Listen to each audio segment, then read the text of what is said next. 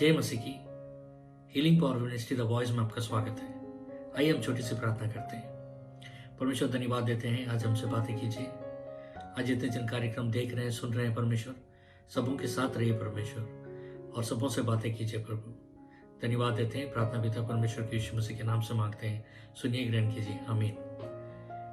बहुत जन हैं जो प्रार्थना करना नहीं जानते हैं, यानी मेरा मतलब है प्रार्थना को सही रीति से करना नहीं जानते।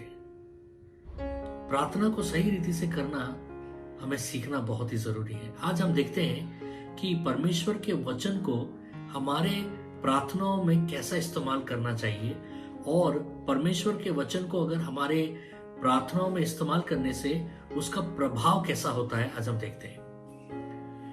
Knowing the word of God is very important because the word of God is the will of God. परमेश्वर का वचन जानना बहुत ही जरूरी है, क्योंकि परमेश्वर का वचन ही परमेश्वर का इच्छा है। बहुत जन का ये सोच रहता है या सवाल रहता है कि परमेश्वर का इच्छा क्या है मेरे जीवन के प्रति, परमेश्वर क्या चाहते हैं मेरे जीवन के प्रति।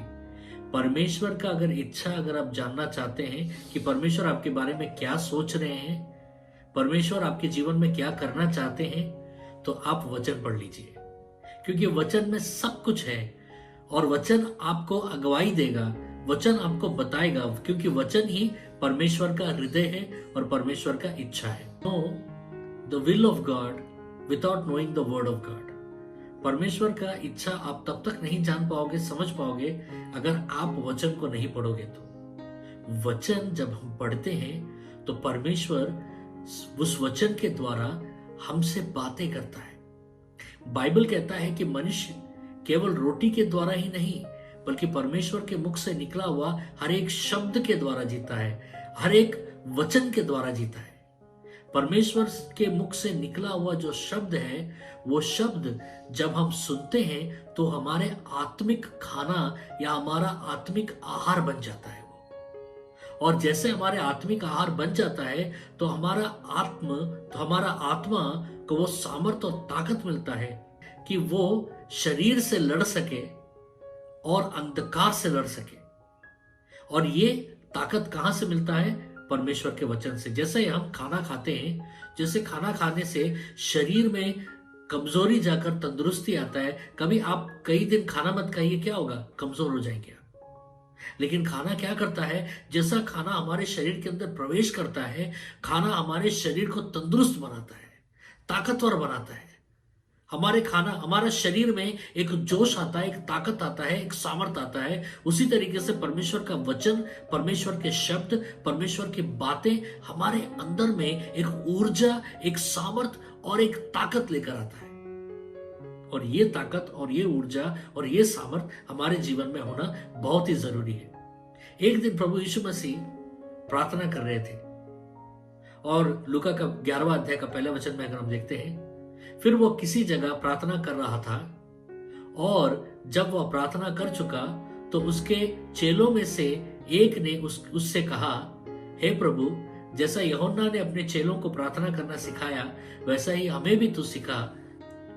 यहूदियों को प्रार्थना करना कोई नया विषय नहीं था। सारे यहूदी बचपन से, जब बहुत छोटी उम्र से उनको प्रार्थना करना सिखाया जाता था, क्योंकि उनके धर्मशास्त्र में प्रार्थना करना बहुत ही जरूरी है। उनको धर्मशास्त्र जानना बहुत जरूरी है और प्रार्थना करना बहुत जरूरी है। यहूदी 3 वक्त प्रार्थना करते थे, सुबह, दोपहर और शाम या रात, जिसको सूरज ढलने के बाद की प्रार्थना को कहा जाता है। तो 3 वक्त प्रार्थना करने वाला ये यहूदी प्रभु यीशु मसीह की इस प्रार्थना से आकर्षित क्यों हुआ? क्योंकि प्रभु यीशु मसीह की प्रार्थना में एक रिश्ता दिखाई दिया। यहूदी परमेश्वर को बहुत ही आदर पूर्वक पुकारते हैं। वो परमेश्वर के नाम पुकारने से पहले अपने हाथ और पांव धोते हैं और फिर परमेश्वर के नाम को पुकारते हैं। लेकिन जब इस चेले ने प्रभु यीशु मसीह को प्रार्थना करते हुए देखा तो वो अचंभा रह गया, क्योंकि प्रभु यीशु मसीह परमेश्वर को पिता कर संबोधित कर रहे थे। इस यहूदी ने किसी यहूदी को परमेश्वर को पिता कर कहते हुए नहीं देखा। इसलिए ये चेला आकर्षित हुआ उस प्रार्थना की ओर और प्रभु के पास आकर कहने लगा कि हे प्रभु, मुझे प्रार्थना करना सिखाओ। चेलों ने, ध्यान दीजिएगा, वचन कैसा बोलना है, सेवकाई कैसा करना है, ये नहीं पूछा प्रभु से, लेकिन प्रार्थना कैसा करना है ये पूछा कि हमें सिखाइए प्रभु जी कि प्रार्थना कैसा किया जा सकता है, और परमेश्वर उनको प्रार्थना करना सिखाए। A believer's prayer life should be based and built on the word of God. एक विश्वासी का जीवन में प्रार्थना बहुत ही जरूरी है, लेकिन उस प्रार्थना को परमेश्वर के वचन के नींव पर आधारित करना बहुत ही जरूरी है। आज हम देखते हैं कुछ प्रिंसिपल्स हम देखेंगे प्रार्थना के, और कुछ तरीके देखते हैं प्रार्थना के। मैं कुछ एपिसोड्स कर रहा हूं जिसमें मैं बहुत सारी प्रार्थनाओं के बारे में, विभिन्न प्रार्थनाओं के बारे में मैं आपको बता रहा हूं, सिखा रहा हूं और अपने अनुभव में भी बांट रहा हूं। तो आज का प्रार्थना होगा कि परमेश्वर के वचन को अपने प्रार्थना में कैसे हम इस्तेमाल कर सकते हैं।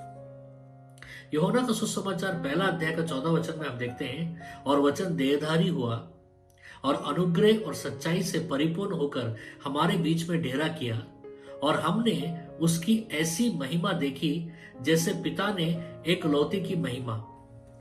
वचन देहधारी हुआ मतलब वचन में देह, वो रूपांतर हुआ, उसमें देह उत्पन्न हुआ, माने वचन देहधारी हुआ। ये किसके विषय में बात हो रहा है?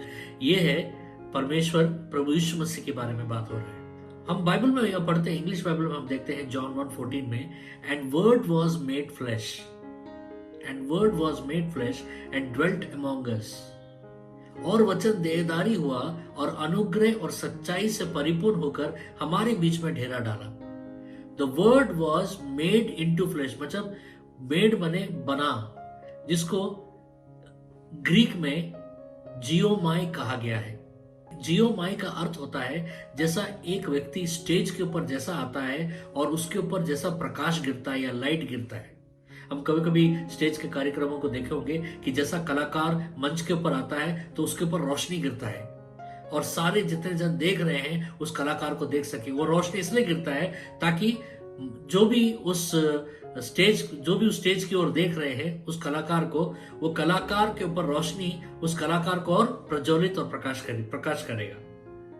उसी रूप से वचन देहधारी हुआ का मतलब है कि प्रभु यीशु मसीह स्टेज के ऊपर आए, जीनोमाई, और फ्लैश को, मांस को ग्रीक में सार्क्स कहा गया है, मतलब मीट। मतलब वचन जैसा ही प्रभु यीशु मसीह जैसे ही प्रकाश में आए तो परमेश्वर मांस रूपी धारण कर आए, यानी वचन ही प्रभु यीशु मसीह है और यीशु मसीह ही वचन है। Praying according to the word of God, वचन के अनुसार प्रार्थना करना। Very few Christians understand the importance of the word of God in prayer. बहुत कम विश्वासी हैं जो वचन के महत्व को जानते हैं प्रार्थना में। माने प्रार्थना में हमें वचन को इस्तेमाल करने का महत्व बहुत कम जन जानते हैं। And we know that God word is his will, जैसा हमने बात किया कि परमेश्वर का वचन ही परमेश्वर का इच्छा है। देखिए, अगर वचन आपको वादा नहीं कर रहा है, अगर वचन में अगर लिखा है कि ये आप नहीं पाएंगे, तो उस विषय के लिए आप कितना भी प्रार्थना कीजिए, आपको वो विषय में सफलता नहीं होगा और वो विषय और वो वस्तु आप कभी प्राप्त नहीं करेंगे। लेकिन अगर वचन में लिखा है कि आपको ये वस्तु मिलेगा, आप इस विषय के लिए प्रार्थना करो तो इस विषय में परमेश्वर आपका मदद करेंगे, तो आप उस विषय के लिए प्रार्थना करेंगे, तुरंत उसका प्रतिफल आप प्राप्त करेंगे। The reason that many people are not praying with confidence and faith is because they don't know the scriptures properly. कई विश्वासी उस निडरता से प्रार्थना इसलिए नहीं कर पा रहे, उस कॉन्फिडेंस से प्रार्थना इसलिए नहीं कर पा रहे क्योंकि वो वचन को पूरी तरीके से समझे नहीं या वचन को पूरी तरीके से पढ़ते नहीं है। इसीलिए उनके प्रार्थना में संदेह रहता है कि क्या मैं इस विषय के लिए प्रार्थना करूं, या क्या मैं इस विषय के लिए प्रार्थना कर सकता हूं, या क्या मैं इस विषय के लिए प्रार्थना नहीं करूं या करूं, ये संदेह उनके जीवन में रहता है। इसीलिए प्रिय परमेश्वर के संतान, जब आप वचन पढ़ते हो तो आपको स्पष्ट हो जाता है कि आपको प्रार्थना कैसा करना चाहिए। प्रार्थना में अगर बढ़ना है तो वचन को बहुत ज्यादा पढ़ना पड़ेगा। You have to consume the word of God. आपको जितना ज्यादा आप वचन पढ़ोगे उतना ज्यादा आप जानोगे कि आपका सामर्थ्य क्या है, किन किन विषयों में आप पहले से ही विजय प्राप्त किए हो। वचन ज्यादा पढ़ोगे तो आपको पता चलेगा कि किस किस क्षेत्र में आपको कौन कौन सा चीज मांगना है। मूसा का सेवकाई हो चुका था और मूसा मर चुके थे। मूसा के बाद नेतृत्व यहोशुआ ने संभाला और इतना बड़ा नेतृत्व यहोशुआ जैसे संभाले, यहोशुआ घबरा गए और यहोशुआ डर गए। यहोशुआ में बहुत भय छाया हुआ था और उस समय में परमेश्वर यहोशुआ को प्रकट होते हैं और कहते हैं यहोशुआ को कि यहोशुआ मत डर, अगर तू ऐसा करेगा तो तू सफलता पाएगा। और परमेश्वर ने यहोशुआ को क्या सलाह दिया, हम पढ़ते हैं यहोशुआ का 1 अध्याय का 8वां वचन में, व्यवस्था का यह पुस्तक तेरे चित्त से कभी ना उतरने पाए, इसी में दिन रात ध्यान दिया रहना, इसलिए कि जो कुछ उसमें लिखा है उसके अनुसार करने की तू चौकसी करे, क्योंकि ऐसा ही करने से तेरे सब काम सफल होंगे और तू प्रभावशाली होगा। तो परमेश्वर ने यहोशुआ को बताया कि तुझे एक अच्छा लीडर बनना है, एक अच्छा न्यायक बनना है, तो सबसे जरूरी है कि तुम्हें व्यवस्था का यह पुस्तक यानी परमेश्वर का धर्मशास्त्र हमेशा तुम्हारे आंखों के सामने रहना है, उसे दिन रात ध्यान करना है, उसे अपने जीवन से अलग नहीं करना है। हम में से कई विश्वासी है जो बाइबल को पढ़ते ही नहीं है, जो बाइबल को रविवार होने से बाइबल को अपने शेल्फ में खोजते हैं कि बाइबल कहाँ है मेरा, मैं तो यहीं रखा था बाइबल। बाइबल शेल्फ के ऊपर रखने वाली किताब नहीं है, बाइबल को पढ़ना है। बाइबल को जैसे पढ़ोगे तुरंत परमेश्वर का वो अभिषेक आपके जीवन में प्रवेश करना शुरू करेगा। बाइबल को खोलकर जैसे आप उसको देखते हो और जैसे आप उसको पढ़ते हो तो वो शब्द जैसे आपके कानों में जाता है वो आपका आत्मिक आहार बनता है। सिर्फ आत्मिक आहार ही नहीं, बाइबल दो धारी तलवार भी है। वचन को सुनना बहुत ही जरूरी है। मैंने बहुत जन को देखा अपने गाड़ियों में या अपने घरों में बहुत सारे आराधना के गीत सुनते रहते हैं।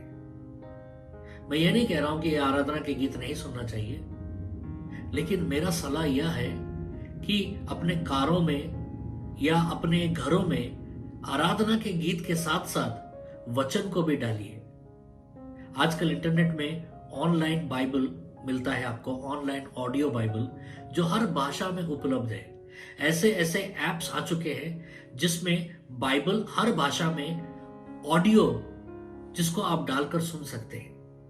ये बाइबल को अगर आप डालकर रखोगे अपने घर में और इसको सुनते रहोगे तो आत्मिक में बढ़ोतरी होगा आपके जीवन में, आपके परिवार में भी एकता आएगा, क्योंकि जहां वचन रहेगा वहां अंधकार प्रवेश नहीं कर पाएगा। जहां परमेश्वर का वचन चलते रहेगा वहां अंधकार बिल्कुल समीप में भी नहीं आएगा।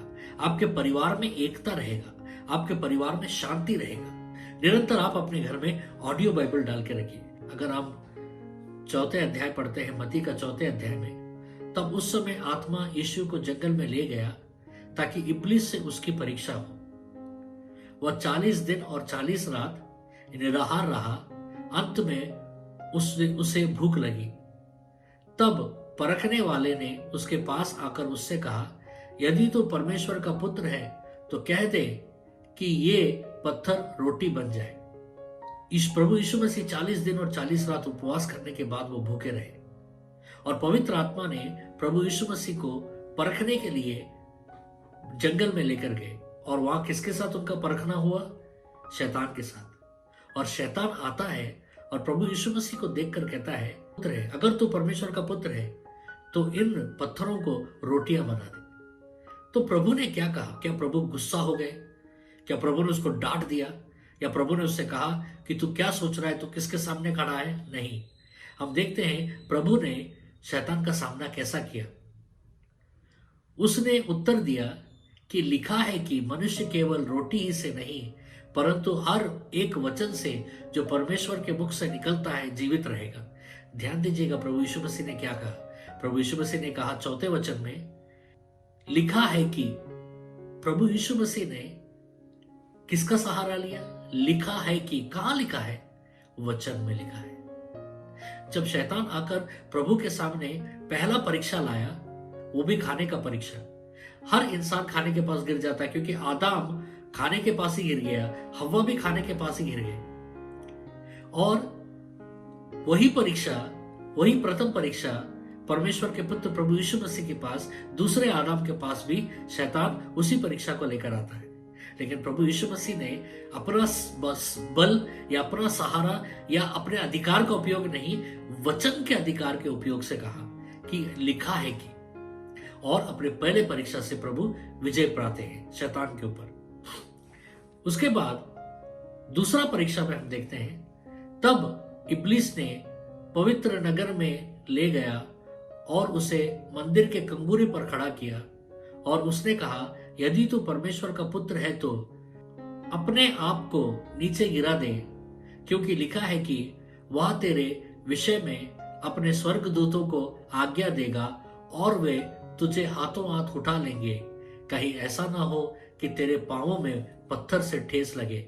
अब दूसरा परीक्षा, और दूसरे परीक्षा में इस बार शैतान क्या करता है, प्रभु यीशु मसीह को एक मंदिर के ऊंचाई पर ले जाता है और वहां पर मंदिर के ऊपर के कंगूरे पर खड़ा कराकर प्रभु को कहता है तू तो परमेश्वर का पुत्र है, तू यहां से छलांग लगा दे, इतनी ऊंचाई से छलांग लगा दे, तू जैसे छलांग लगाएगा देवदूत आ जाएंगे तुझे बचाने के लिए। लेकिन इस परीक्षा का भी परमेश्वर ने कैसा सामना किया? यीशु ने उससे कहा यह भी लिखा है कि तू प्रभु आपके परमेश्वर की परीक्षा ना कर। दूसरे परीक्षा में भी ध्यान दीजिएगा, प्रभु यीशु मसीह ने अपने सामर्थ्य का इस्तेमाल नहीं किया, अपने अधिकार का इस्तेमाल नहीं किया, प्रभु यीशु मसीह ने वचन के अधिकार का इस्तेमाल किया। प्रभु ने कहा लिखा है कि वचन में कि तू अपने प्रभु का परीक्षा ना लेगा, तू अपने परमेश्वर का परीक्षा ना लेगा।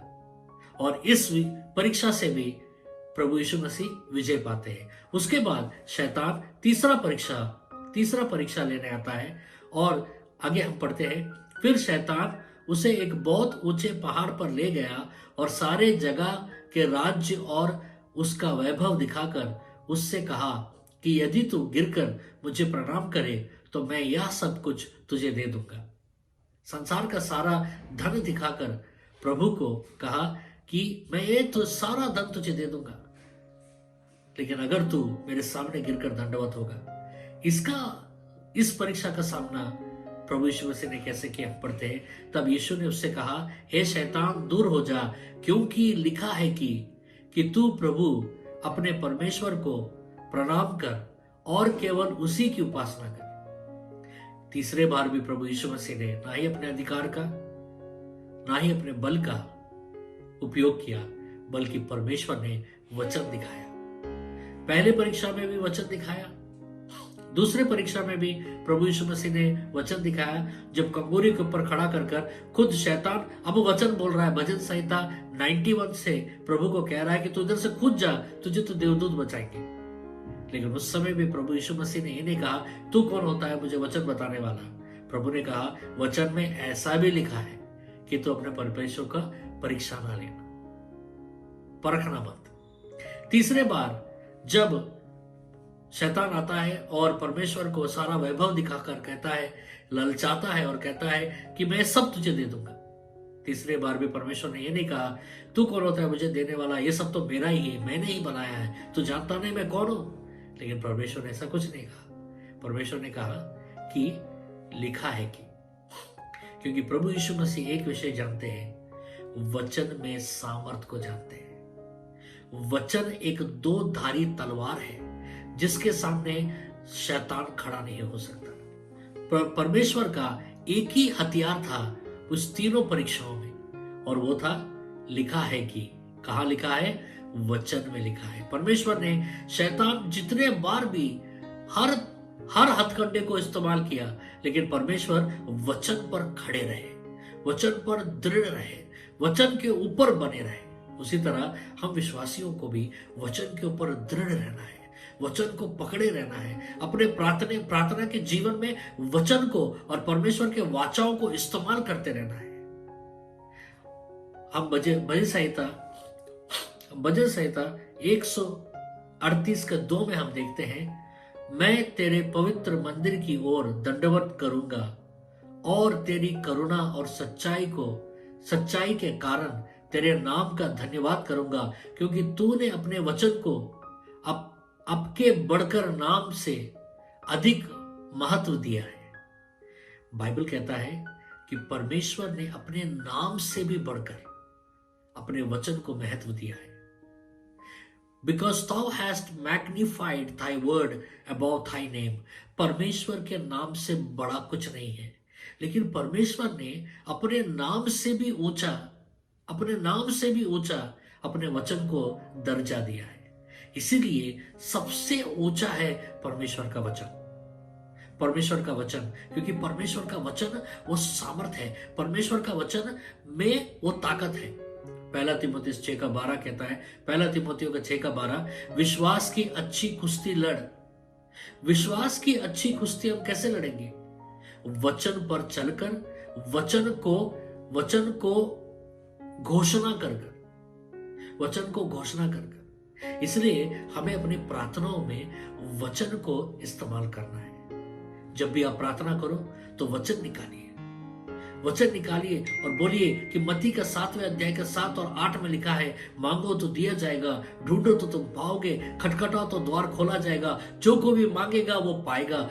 जैसे आप ऐसे वचनों को इस्तेमाल करने लगेंगे, जैसा यूहन्ना का सुसमाचार 16 का 23 और 24 में लिखा है कि वचन में कि प्रार्थना में तुम जो कुछ भी मांगो प्रतीति कर लो कि वो तुम्हें मिल गया है या मिल चुका है। हमें अपने प्रार्थनाओं में वचन को ज्यादा से ज्यादा उपयोग करना जरूरी है। जितना आप परमेश्वर के वाचाओं को जितना आप उपयोग करेंगे उतना आप विजय पाएंगे।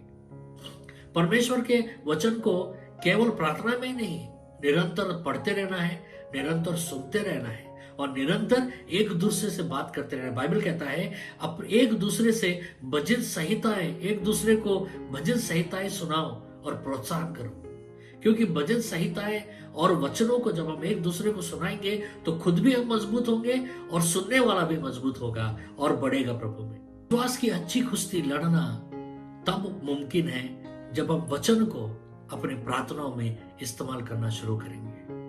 प्रभु यीशु मसीह भी इस एक कमजोर दौर में, जब उपवास कर 40 दिन 40 रात एक कमजोर दौर में थे, तब वो शैतान के ऊपर विजय पाए वचन के द्वारा।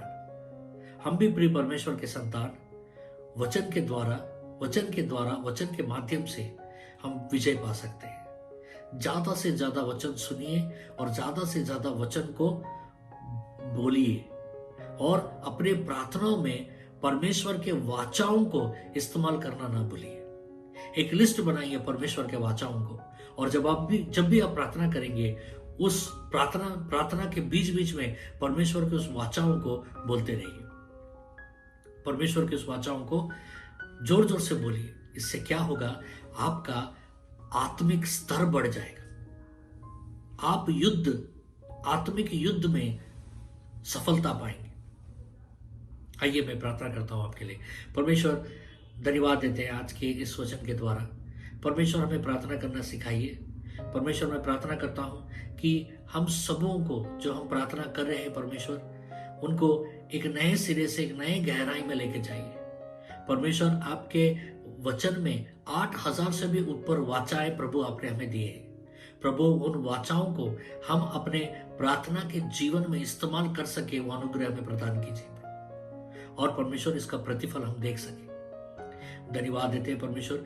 जितने जन प्रार्थना करना चाह रहे हैं लेकिन प्रार्थना कर नहीं पा रहे हैं, जितने जन प्रार्थना कर रहे हैं लेकिन परमेश्वर प्रार्थना में बढ़ नहीं पा रहे हैं, उन सब परमेश्वर आपके बच्चों के लिए मैं प्रार्थना कर रहा हूं कि परमेश्वर उनमें एक नई सामर्थ को भर, ताकि परमेश्वर वो एक प्रार्थना में एक नए गहराई में एक नए स्तर में जा सके और वचन के द्वारा उनसे बात कर। परमेश्वर, वचन के द्वारा प्रभु उनका अगुवाई कर और जैसे वो प्रार्थना में वचन को इस्तेमाल करेंगे परमेश्वर, तुरंत परमेश्वर उनके जीवन में प्रभु वो जितने बंद द्वार है वो खुल जाए यीशु के नाम से।